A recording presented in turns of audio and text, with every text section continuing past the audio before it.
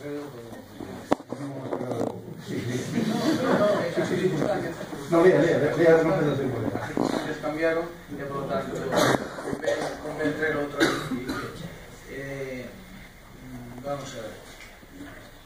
Nos antecedentes. Tal e como o alcalde recoñecía na exposición de motivos do decreto número 5024 do 2014, de 12 de decembro, polo que le delegaban ao concelleiro asinante as competencias para adquirir o solar, é preciso que o terreo, estas son copiado do decreto, onde se atopaba o antigo Hotel Masi, en vez de volverlo a destinar a instalacións hoteleiras, sexa destinado a zona verde e para uso e disfrute dos veciños e veciñas e tamén dos visitantes desta zona, garantindo ademais as vistas á contorna do castelo e a beira litoral desta localidade.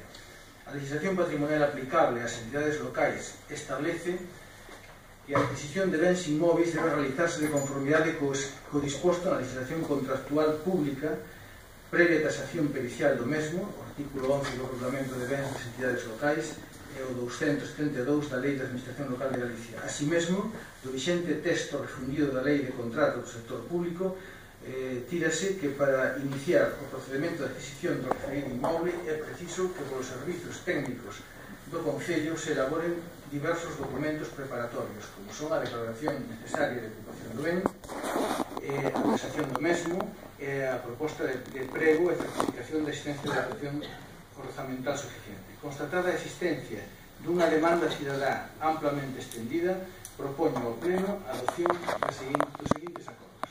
1.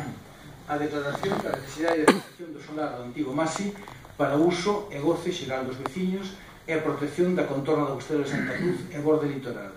E 2. O inicio do expediente de adquisición do citado terreo e a valoración das diferentes alternativas, compra, permuta, etc., para lograr este fin.